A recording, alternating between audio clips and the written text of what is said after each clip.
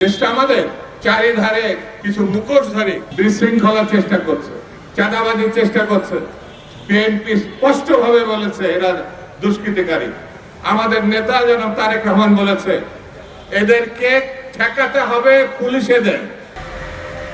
শেখ হাসিনা যাদেরকে ভালোবেসে বসিয়েছিলেন সেখানেই তারা আছে, কিন্তু একটা পরিবর্তন হয়েছে, মানসিক পরিবর্তন আনতে হবে। শেখ হাসিনার নির্দেশে এতদিন সবকিছু পরিচালিত হয়েছে, বাধ্য হয়ে চাকরি রক্ষার জন্য এই কাজগুলো তারা করেছে, কিন্তু এখন গণতন্ত্রের সপক্ষে যায়। এই পরিবর্তন দরকার, মানসিক ব্যক্তি এই পরিবর্তন দরকার। এছাড়া আমরা ভালো কিছু করতে পারবো আমার মনে হয়। দেশটা আমাদের চারিধারে কিছু মুখোশধারী বিশৃঙ্খলার চেষ্টা করছে।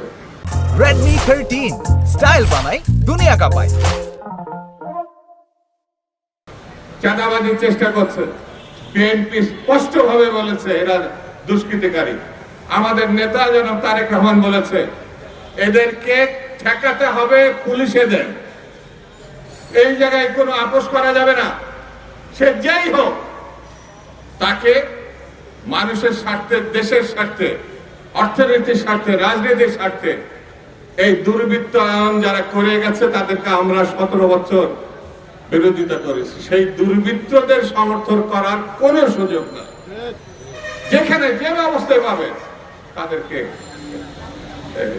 আইনের সপক্ষে, আইনের কাছে সমর্থন করবে। বন্ধুরা, সজাগ থাকতে হবে, একে অপরের সঙ্গে বন্ধুত্ব বাড়াতে হবে।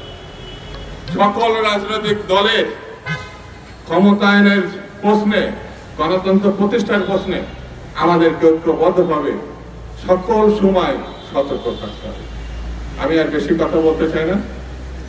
আজকে আপনারা এখানে আমাকে দুটো কথা বলার যে সুযোগ দিয়েছেন সেজন্য তাদেরকে ধন্যবাদ জানিয়ে, সবাইকে শুভেচ্ছা জানিয়ে আমি আমার বক্তব্য শেষ করছি। খুদাহাফেজ।